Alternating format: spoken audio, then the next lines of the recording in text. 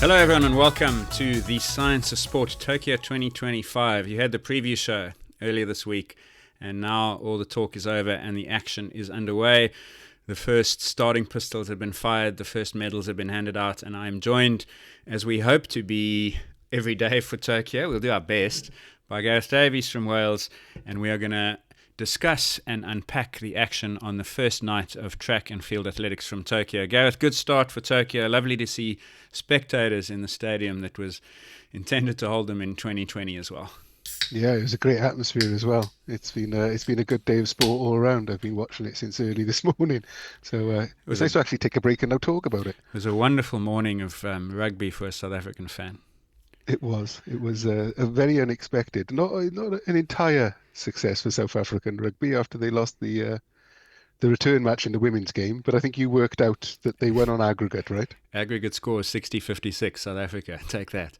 Anyway, this is not a rugby pod. This is a track and field pod, and we've had the first medals handed out in Tokyo. We've also had our first glimpse of the fastest athletes in the world, their finalists tomorrow. And the idea of the show today is to talk about those two track finals in more detail than some of the others, and then we'll look ahead to what you can expect from the Tokyo Stadium tomorrow. And we begin, I suppose we'll go in the order in which the medals were won, Gareth, and that's on the track, of course. We'll wrap up at the end with some of the race walking results also. But on the track, the first gold was in the women's 10,000 meters. Mm-hmm. This is one of the ones that everybody been looking forward to, and I don't think it disappointed in the end. It was a very tactical race, and I think we've got a lot to talk about during it. It was obviously, everybody will know the result. There's no spoilers by now. It was won by Beatrice Chebet, as I think you predicted, and I think half the world predicted. But it was the manner in which she did it. Once again, outstanding kick at the end. But really, the story started a lot earlier on, because I found it was actually quite slow going out. I know the Japanese home crowd were pleased to see a Japanese runner leading for about the first 10 minutes or so. And it took, I think it was around the 11-minute mark, it started to string out a little bit. And Ngetich, the Kenyan Ngetich, she went to the front, decided to take the running on. She swapped a few times with Chebet. And then at around the 13:30 mark, Chebet went to the front and she actually put the hammer down for a few hundred meters, and it was enough to just completely fragment the field. And I know you've got some splits there, and you can see that all of a sudden she's running, each 100 meters probably 5-6 seconds faster.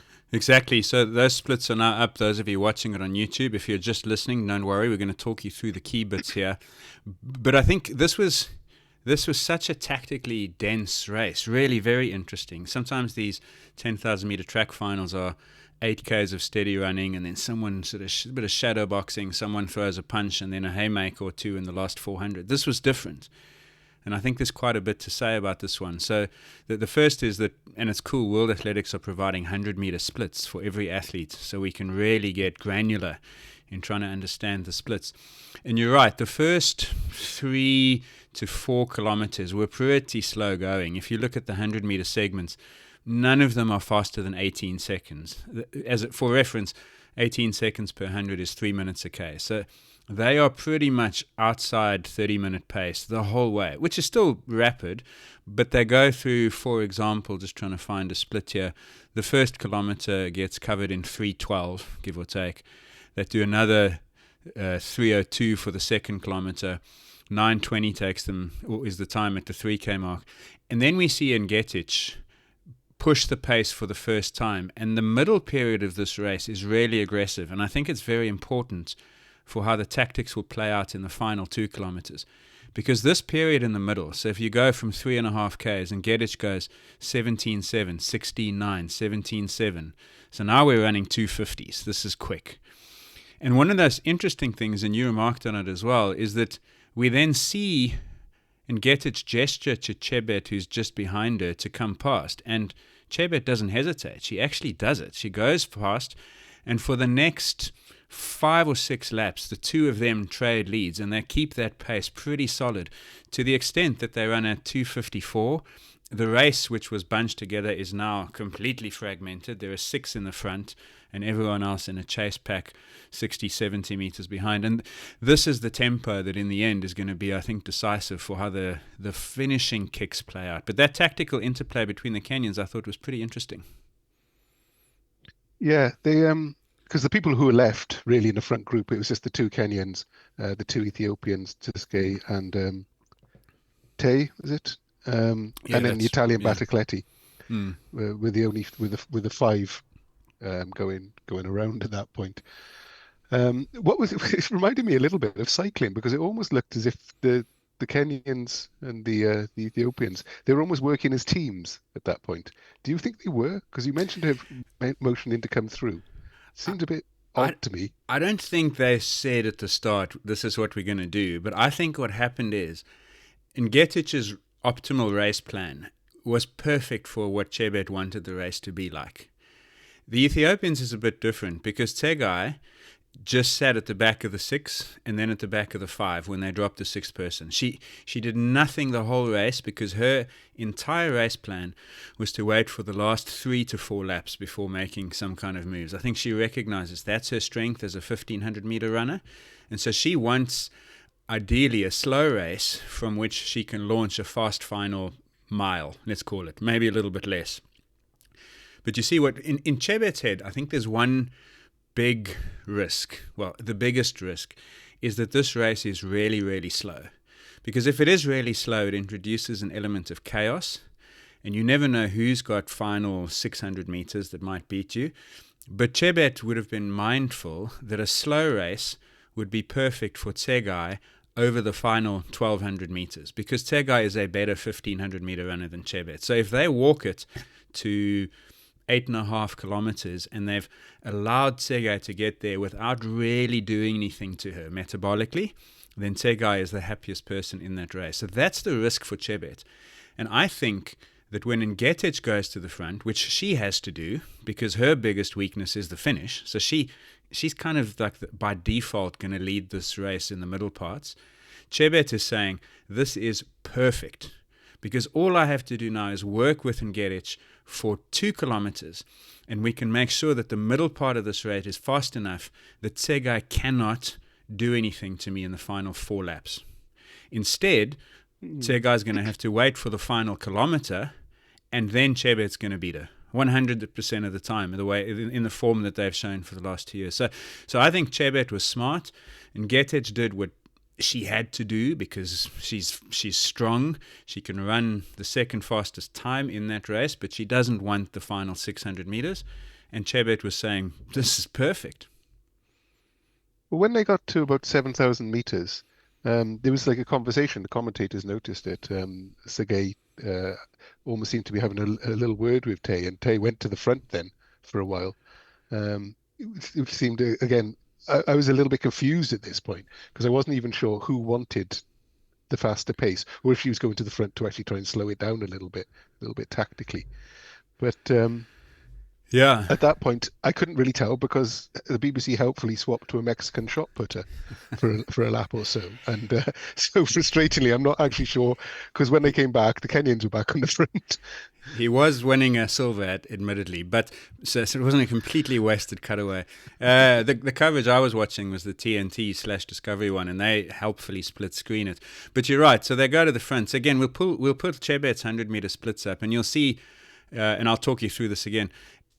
There was a definite slowing in pace. I think at some point Ngetic realized maybe she didn't have it on the day, and there was no point just continuing to drag them around in 2:55, 3 minutes a K. Because they slow down considerably. I mentioned earlier that there's a period in the middle where they're literally going 250, 255 a kilometer. And those are 100-meter splits in the sort of high 17s, low 17s even. But then they let it drift. And there's a whole period here from sort of 7 kilometers all the way through to about 8.5 kilometers where the pace gets quite slow. I mean, there were kilometer splits at this stage, almost 320, which is so slow, in fact, that some of the athletes who'd been dropped off the front began to catch back up.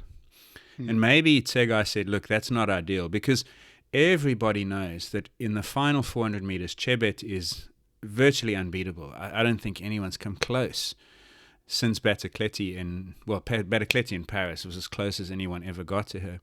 So Tsege would have wanted it a bit faster, but I just, at this stage, my feeling was this has been absolutely perfect for Chebet. It's too fast for Tsege to drop a sub 4 minute last 1500, but it's slow enough that Chebet will be able to outkick everyone else as well. No one's done any damage to her at the pace they were running at.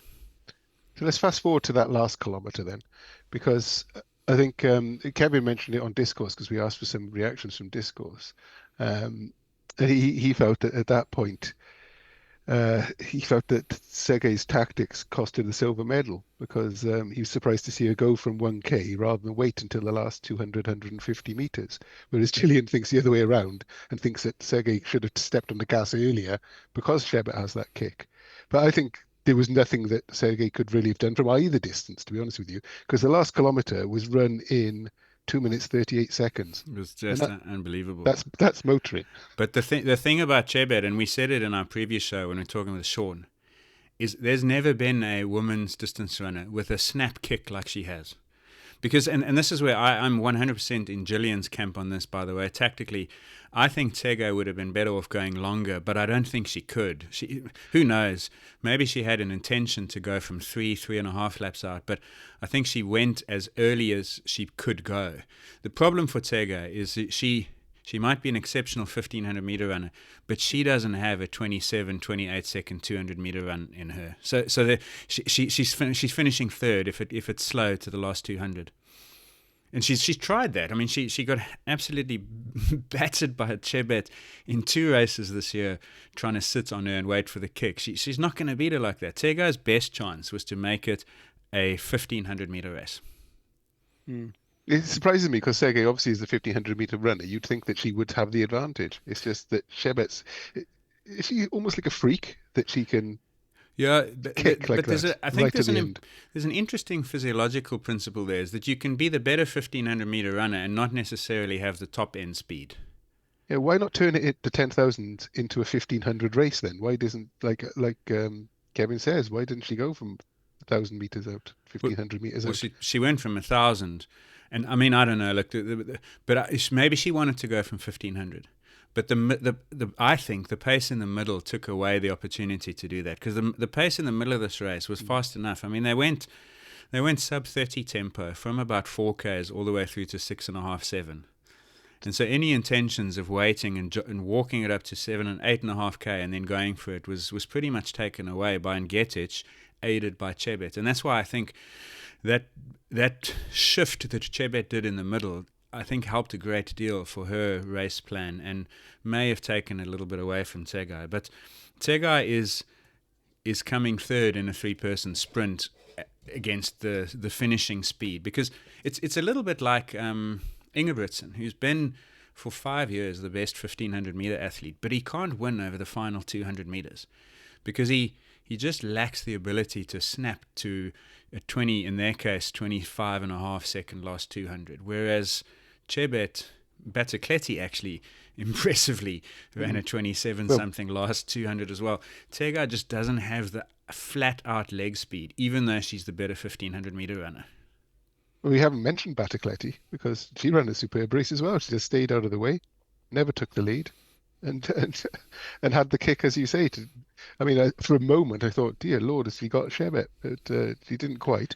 But really, what it came down to was everybody ran the perfect tactical race for themselves out of the 3 medalists. They couldn't have done any better. And so the winner on the day, the winner, silver and bronze, went to the right people, I would have said. Yeah, I agree.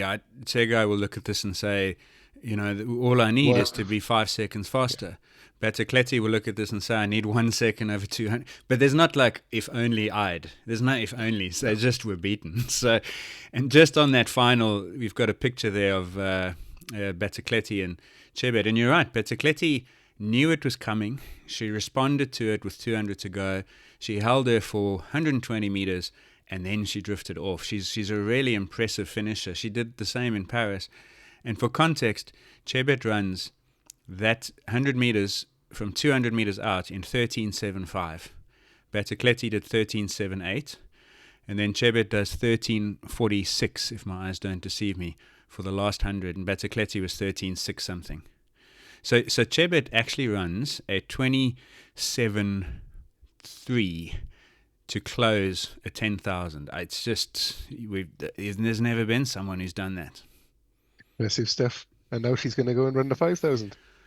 Yeah, and do the same thing. So the thing, Kipyegon needs to look at that, I think, and say, okay, I got to do the 1,500 meter out thing, because Kipyegon's not beating that over 200 meters either. She can't kick like her either, then. No? It's just that ability to shift into a new speed. It's a snap kick. It's going to be fascinating. Incidentally, is Battlecletti in the 5? No idea. I'll have to find out. Because if she's in the 5, she could split Chebet and Kipyegon. Because that finish she did today was really something. We'll keep an eye on that when we do the preview of the 5. And then Tsega's obviously in the 5 as well. And maybe there she's going to try something else. But I honestly believe if Chebet, Kipyegon and Battlecletti are in that race, and Tsega waits to the last 200 meters, she's coming fourth. We will see. You haven't been wrong yet. Well, so, Chebet was the presumptive favorite. I reckon Chebet was I reckon Chebet was 50 to 1 or something, which is the same odds as we were talking about in our last spotlight for the quarterfinals this week. You'd have been a hell of a surprised if she didn't win that. But the manner with which she won it, because Tsega hit her hard when she went, that she threw in a couple of hundreds at like 15 and a half seconds. It was a big move by Tsega, and she was so equal to it. Going back to my earlier question, just briefly, do you think that the other two, the Kenyan and the Ethiopian support runners, were in fact support runners? I reckon Ngetis was there for a medal. She's the world record holder on the road. She came second to Chebet in Eugene when she broke the world record, just behind her. She'd have gone in there saying, like, I'm a viable silver medal. Well, gold, but she's got to be thinking medal. So I think she tried to run her race as well as she could. And I can't fault her. If Ngetis made a mistake, it was letting it drift back slower again at 7Ks. If she'd pushed on harder maybe. But then, hey, it's easy to say just run faster, right? Yeah. Okay, anything else on the 10,000? Are you done? I think Tsega's doing the wrong double. Tsega should be in the 1,505, 15 and the 5, not yeah. the 510.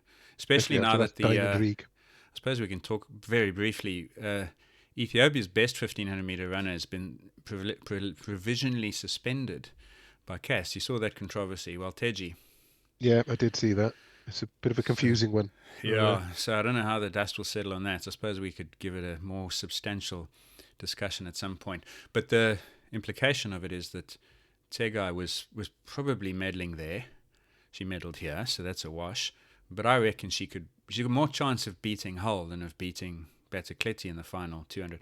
But she wouldn't have thought that, of course. Battlecletti was a surprise, a very good surprise. Mm-hmm. Even as a previous silver medalist, still a surprise. Yeah, I know, it's still a surprise. Well, it was really. So the final event of the night, we'll look at the mixed relay. Once again, I'll say it again, you love your relays. And the mixed 4x400, it didn't disappoint. Well, it did slightly disappoint because the USA ran away with it again. And there was never really in much doubt. And once again, Mystic Rocks predicted it because the weakest link on the Netherlands side were the two men, because Klaver and Bol both ran superb legs for the women, but the men just couldn't keep up, and that's where the differences were made. I know you looked at the splits, and it was pretty apparent. So we had the Americans taking gold, the Netherlands taking silver, and Belgium, I think, with probably a surprise bronze, I would have said. Yeah, Belgium's interesting. So good in the 4x4 relays. They always have been, but it's always been one family. It's always been the Borley family, and this is the first time. Well, there's still a Borley in it. There's a Borley in it, yeah. But I remember they've had a team with 3 Borleys win a medal at the World Championships. The Borley family is faster than the rest of Belgium. Yeah, so this is always like interesting because, and it happened in Paris, is if the Netherlands can get Bol close enough at the start of the final leg, then there's drama.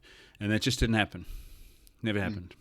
So the race was done, and it looked done after the second leg because the US was pretty much at the front from the beginning, right? Like South Africa, interestingly enough, was leading at the first changeover, and then the classic, the person in the lead always goes out too hard for the first 200 and then pays massively in the last 100 meters, and that put paid to South Africa's chances.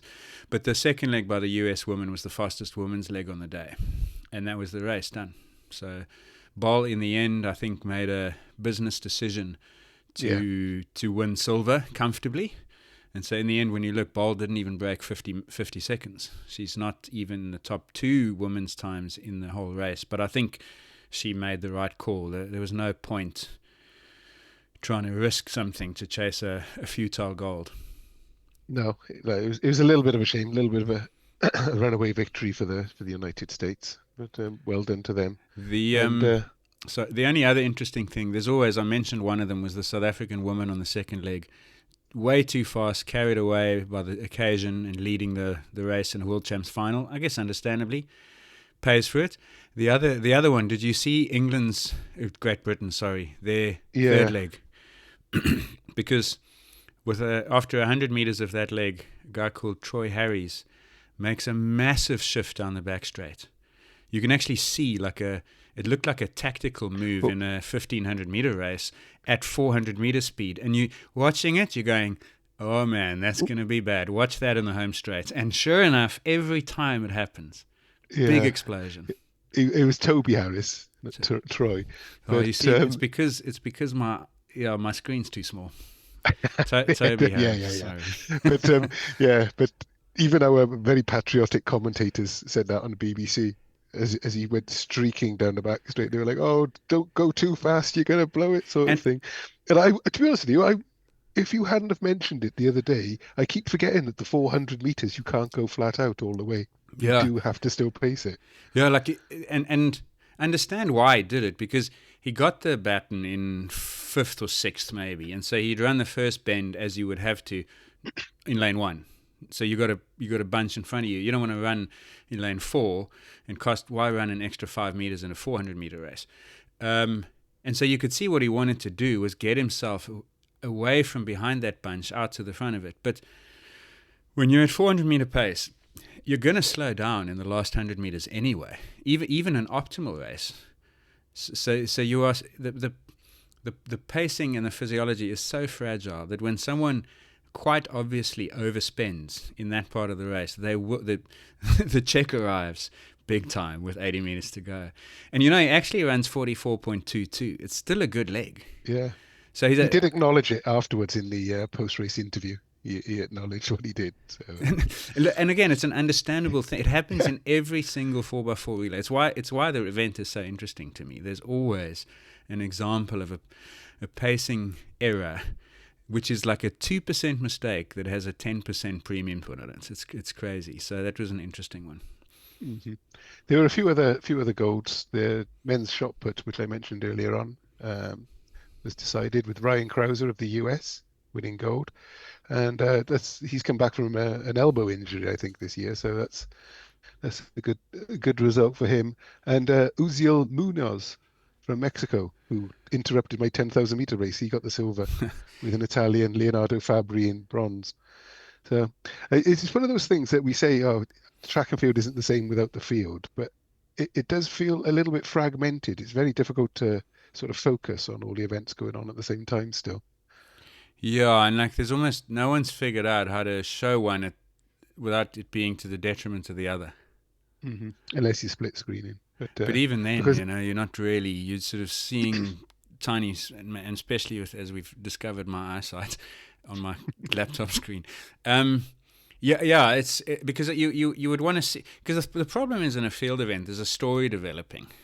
Yeah, that's what I was going to say. And you can't tell a story when you snapshots. Here's Fabry in round 3, bang, okay, now back to the race. And then you come back. Meanwhile, you've missed the throw that put the Mexican guy in the lead. You've got to come back to it. So you've told the story out of sequence. It's very untidy. I don't know, maybe some creative guy can figure out how to... It would be better in a 15-minute gap between track events to show the whole story with some good editing. Mm. It's another success for for the USA, as I say, in the men's shot, because you'd noticed they'd won the last 3 and 4 out of the last 5. So it's, Yeah, and even deeper why than that. why Uh, is the US so dominant in the shot put? I don't know. I was gonna raise it without an answer. So now you've asked Oh, that question. no, I've But raised it the, without definitely without an answer because I don't know. like, if I had to guess, volume, because they got the college system, and they've got probably 500 times more people doing shot put than any other country in the world, conservatively. I don't know.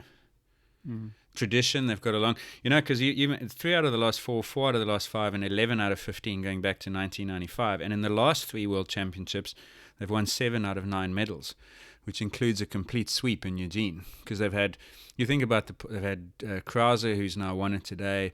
Kovac is, I think, the world leader. Peyton Otterdal didn't even make the final. I think he was at least top 2 in the US Champs to make the team.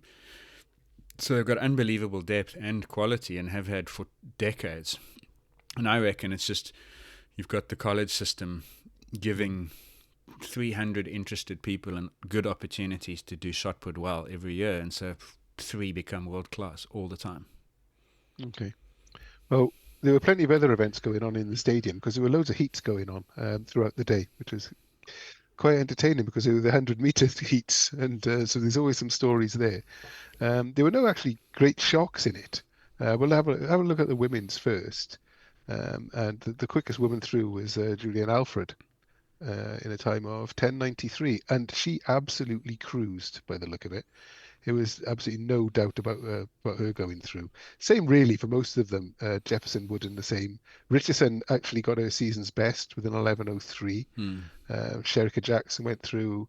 Shelly-Ann Fraser-Price went through as well. It must be odd for her because she's retiring after this, right? Yeah. So she knows that every race now could be her last, in effect, because Yeah. they got the semis tomorrow and then the final. Well, she was the 11th fastest qualifier, but I'm hoping she gets through to the final anyway. Yeah, then at least she can go out there knowing it's her last by design and not by Mm. performance. So, but really, it looks like it's coming down between Alfred and Wooden, doesn't it? Yeah, I think, and that was, I don't know if you've seen the odds. Jefferson-Wooden's the favourite by virtue of the fact that she's run under 10-9 so many times this year. It's actually amazing. She won one of those Grand Slam track races earlier this year in the World's Lead time. She won the US Trials in 10.7 something or other. I forget exactly what those times are. I had them written down elsewhere, but I don't have it in front of me right now. But she's got 5 of the top 6 times this year, going all the way back to the 1st of June. So we've spoken about how do you extend a season as late as this, but she's going to go June, July, August, and halfway into September. So it's a hell of a season. But she's done one of obviously the 1st of June, I think, was that Grand Slam track. She did one of those top 5 times in July and 3 in August. So she's really held her form. Julien Alfred's an interesting one. I was looking in preparation for this, because I think one of the interesting things is to see the trajectory of athletes coming into these major championships. That to me is always telling. Are they on the up or the down, or holding in the case of Jefferson-Wooden? And it's in the lead up to Paris last year, when of course Julien Alfred won that title. She ran 10:78 2 months before on the circuit, and then a 10:85, and then won the Olympic gold. This year she has run 10:75, and she ran 10:76 and 10:78. So Alfred version 2025 is faster than Alfred version 2024. And so if she can improve by the same in Tokyo as she did in Paris relative to her season, she's going to run a mid 10:6, which will be very close to what I think Jefferson-Wooden will run. So I'd lean towards Jefferson-Wooden as the favorite, but it's not like an 80-20. It's a 55-45 I reckon. It's difficult to tell watching just the heats, because obviously yes, they ease off quite a lot, don't they? Yeah. But yeah. I don't know. There's something about Alfred. I've got a feeling she's my pick for the title. I'm going to put it out there. Yeah, so just to put a summary point on that, last year coming into Paris, she'd run 10:78 and then ran 10:72 in Paris. Now she's going to need more of an improvement, but she is better now than she was last year in the lead up to the major championships. And if that trend continues, she's going to meet Jefferson-Wooden where she's been all year. So Jefferson-Wooden will have to get better, and I don't know whether she can. A lot then, I think, depends on tension. Jefferson-Wooden hasn't done it, and tension costs 500ths of a second. Now all of a sudden Jefferson-Wooden runs 10.70 and Alfred wins that. So I think it's a really, really interesting race because you've got these two patterns coming into that final. I'm looking forward to it a lot more than I was even 2 weeks ago, where I thought Jefferson-Wooden would win it by 2 meters. Jefferson-Wooden got bronze though in Paris, didn't she? Yeah, so she's accomplished. It's not like she's not going to get stage fright, put it that way. But I think it's a bit different coming in as the favourite and having not lost all year. I think the 100 meters, it's got to be for the athletes. You only get one shot at it, and like literally, the slightest mistake, it's all over. It must be nerve-wracking. Though I suppose that's what makes them the beasts they are, isn't it? They don't feel like that. Yeah, and why when you see someone who wins 9 out of 10 times, they just don't make those mistakes. It's quite something then. Speaking of mistakes, are we going to the men's yet? No. Well, I was going to speak of mistakes, but is that your segue into the men's? Wait, unless your mistake was on the women's side. No. Oh. Did you see Oblique Seville nearly bugger up his whole Tokyo? Yep. That's where I was leading with it. He basically stood up and then started the race. It was unbelievable. Yeah, I'm not quite sure what he was doing there. And still ran 9.93. Yep, indeed. In fact, he's the third quickest qualifier. Yeah. But it just happened to be that the two people who beat him was also in his heat. And so who's this guy from South Africa who ran 9.87? Yeah, great. I did not expect that. I know we've got some good 100-meter guys. You know, we obviously got that 4x100-meter relay team that medaled in Paris, but and some good young guys coming through. And this was one of them. He was 4 or 5 years ago, came on the scene and ran some really good performances, changed coaches, I think, had a couple of injury problems. So he sort of stuttered a little bit after his initial breakthrough, but that was a big one today.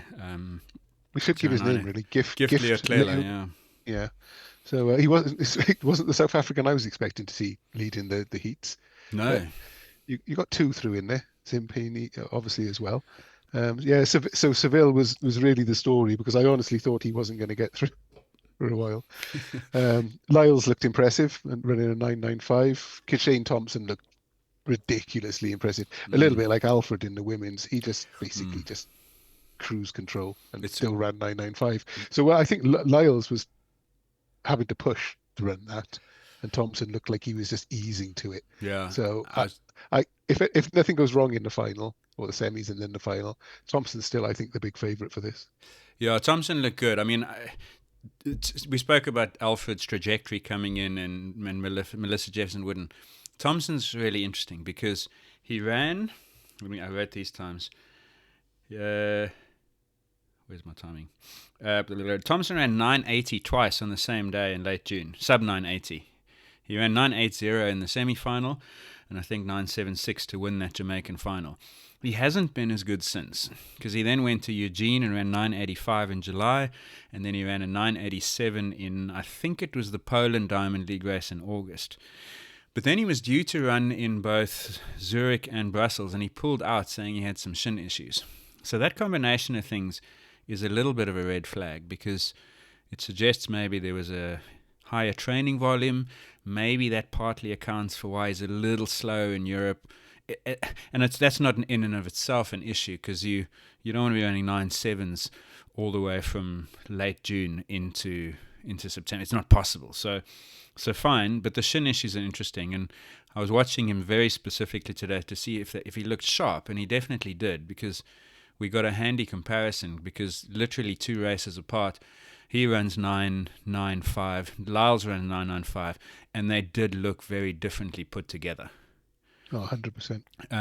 The challenge for Thompson is, and this is the same thing with Jefferson-Wooden, is relaxation in the 100 is so key.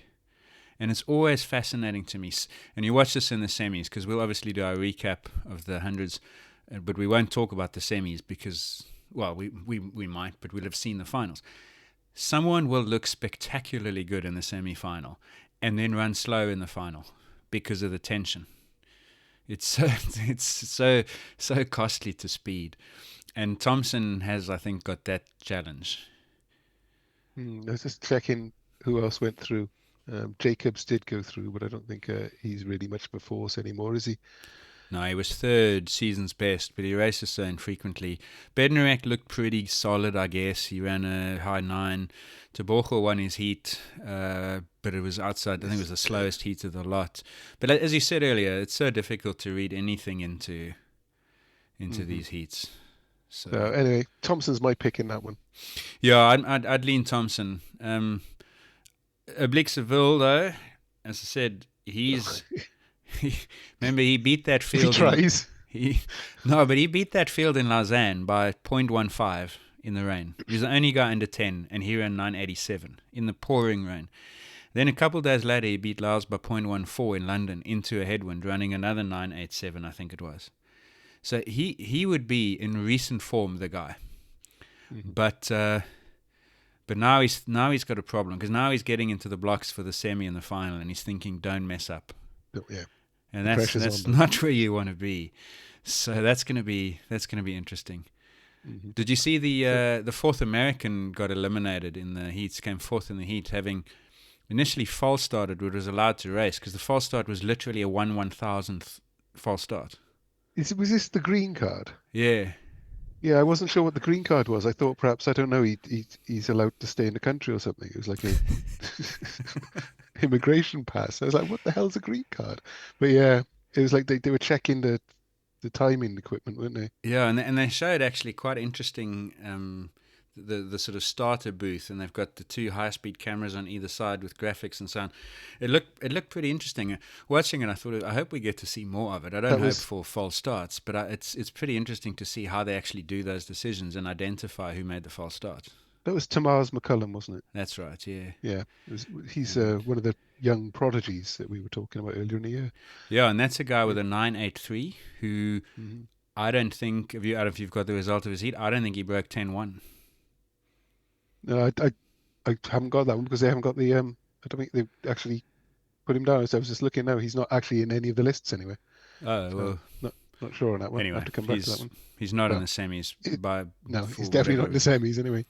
Anyway, so there's a few other qualifiers going on. The 1500, the women's 1500 qualifiers. The only things to say about that was that Kip Yeagon made it look easy. That was never going to be in any doubt. But Malcolm Gladwell's going to be very sad because Laura Muir went out. She didn't qualify. Yeah, so she was 5th or 8th or something in the heat, right?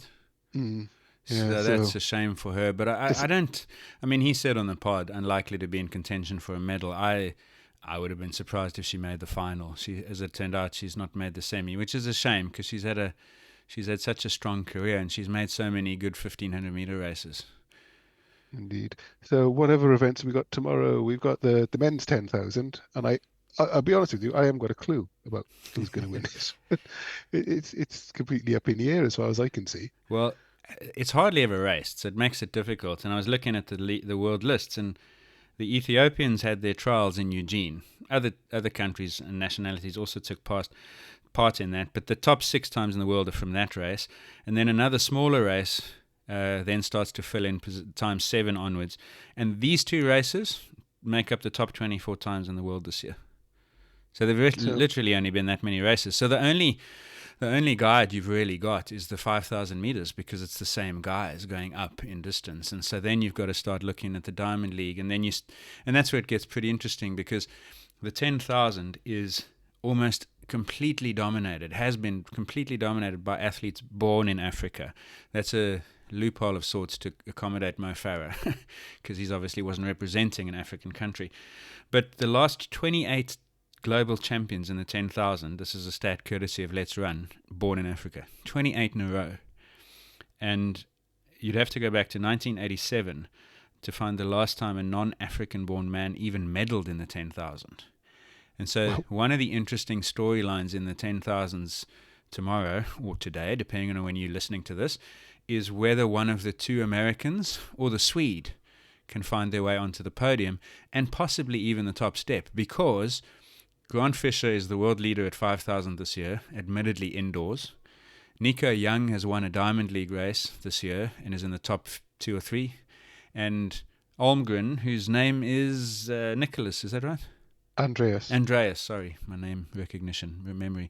Andreas Almgren's in this race from Sweden, and he's run a 12:45 in the Diamond League this year. So they are genuine medal contenders and possibly gold medal contenders. But the African contingent doesn't look that strong, because I was looking, and the favourite is Kajelcha, and but that's he's patchy, to say the very least. I don't know how Kajelcha is the fact. Like, Kajelcha is so often hyped and never delivers at a championship. He's one of the worst. He's so good in the Diamond Leagues and he's so prominent, but he just seems to never quite deliver it in a track big final. The bigger favourite, I think, is Aragawi. Didn't win the Ethiopian trials, was second. But I think he's the biggest favourite here. He was the silver medalist in Paris last year.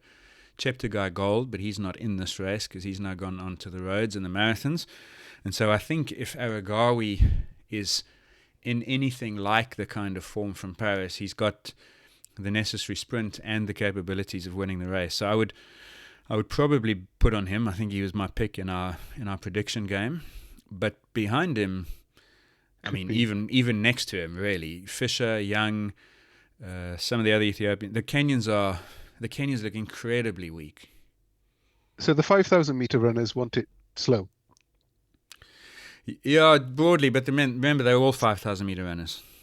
They're all just 5,000 They're not guys. 10,000 specialists, right? Okay. No, it's too infrequent. I think one of the things the marathon majors have done is that they've pulled people off the 10,000 onto the roads quicker, and the result is, and I do think actually, like the 5,000, Ingebrigtsen's dominated, but now you're going to see Hocker there, you're going to see Laros there.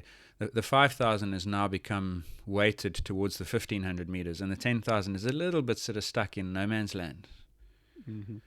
So, the other event, speaking of marathons, the other event going off tomorrow is the women's marathon, which is actually going off fairly early in the morning. I think it's 7:30 Tokyo time, because of the weather over there, because it's going to be quite hot apparently, even though our preview, I think, failed to mention this. In fact, it said the opposite. We definitely mentioned it and said that it wouldn't be a factor. It's a pleasure, athletes in Tokyo. I'm happy to help. Mm.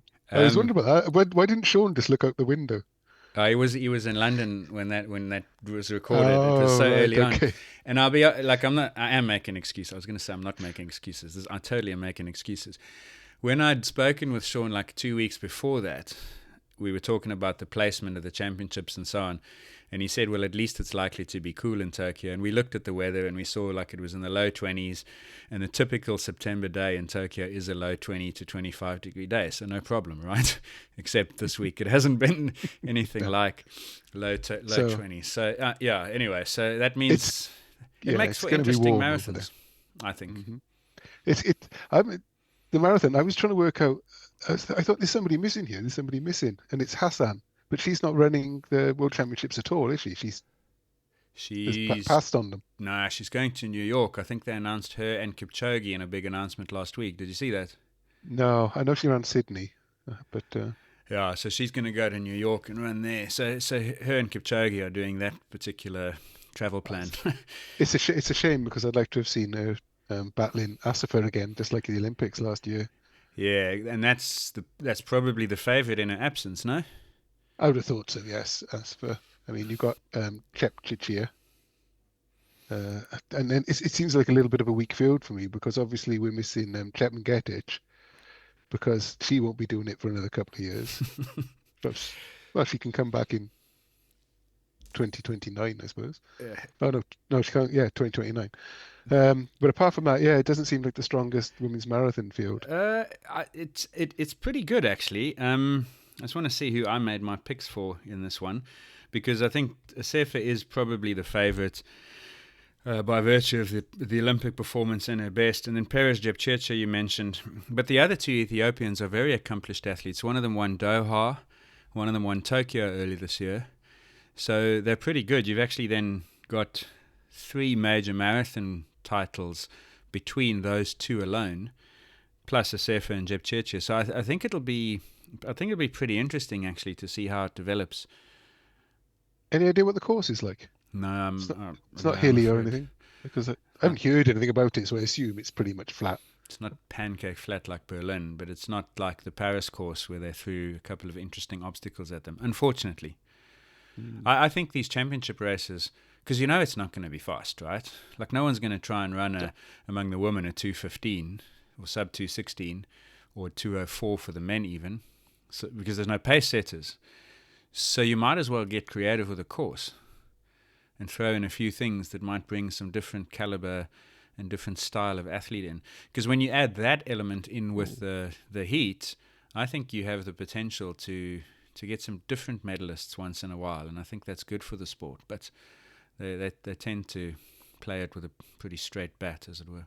Yeah, I was just looking at the times for this year, and Kabidi's there as well, and she's got the second fastest time this year. Yes, so she won Doha. Is that right? That's where that second fastest is, yeah? Yeah, so that's one of the Ethiopians you were talking about, was it? Yeah. Okay.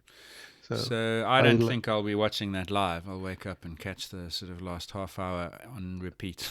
Oh, you've got no stamina, boy.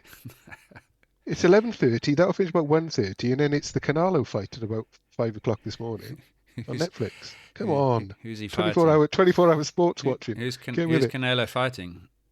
The American would. Oh God, I can't remember now. Which of them failed doping tests in the lead up? Let's not talk about the doping because I think it's Canelo's trainer. Was there one? No, they haven't failed doping tests, but his trainer has been done before for selling steroids or something. I don't know. Okay. Something like that. It's not great. Crawford, that's him. Okay. No, I'll give both those a miss then. Yeah. So anyway, we're going off on a tangent. We do need to mention a couple of gold medals because I have to mention them for Dennis, our Canadian friend, because the men's 35-kilometer race walk was won by one Evan Dunphy from Canada in 2:28:22, and the women's was won by Maria Perez from Spain. I think she won in the Olympics, didn't she?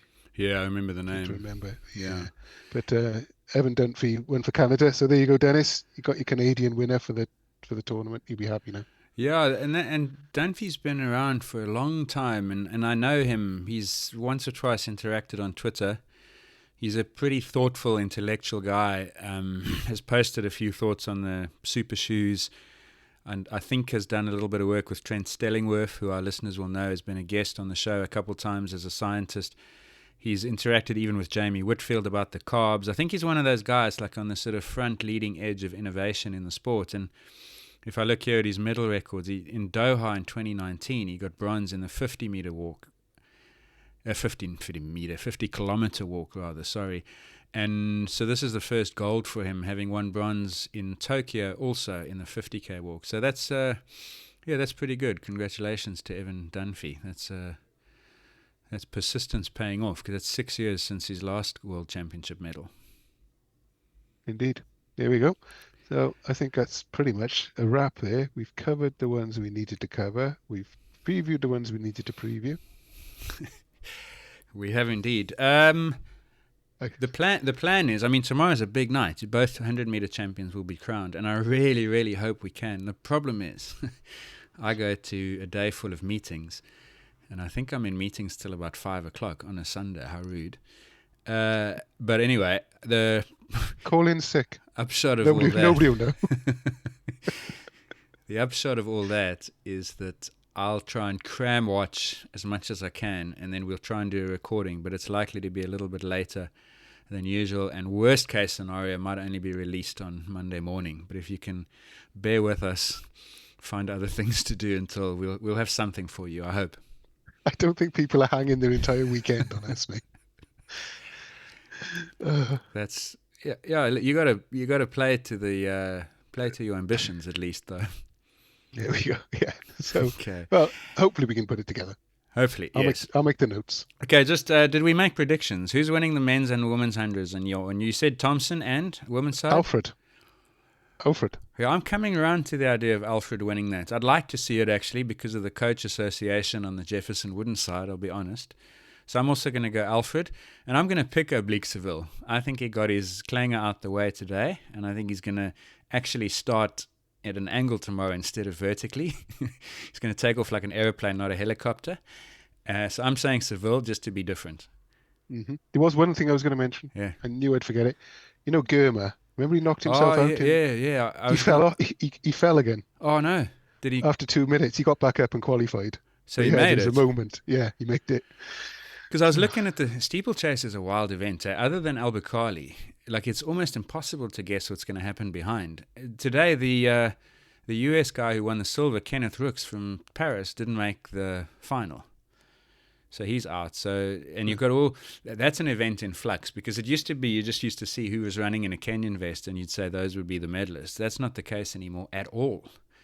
So it's a pretty interesting one, that. But I didn't notice that Gomad had fallen. I saw that he's got like an 807 this year, so he was coming back, and I hope that he's good enough to at least challenge in the final when it happens. Anyway, thanks for flagging that. Let's keep an eye on that. Let's keep an eye on everything that's happening. Pick the 10,000 meter winner. Fisher. Oh, good one. I still think Aragawi will win it just because of the pedigree, but I think the Americans will be in the top 4, and the Swede will also be there. So it'll be a completely different looking podium, but I'll still say Aragawi. Okay, that's our picks. Obviously, feel free to let us know over on Discourse what your picks are and your thoughts from day one. I think a pretty cool start. Really looking forward to the rest of the week. We will see you again with recaps and previews tomorrow. Thanks for watching. Bye-bye.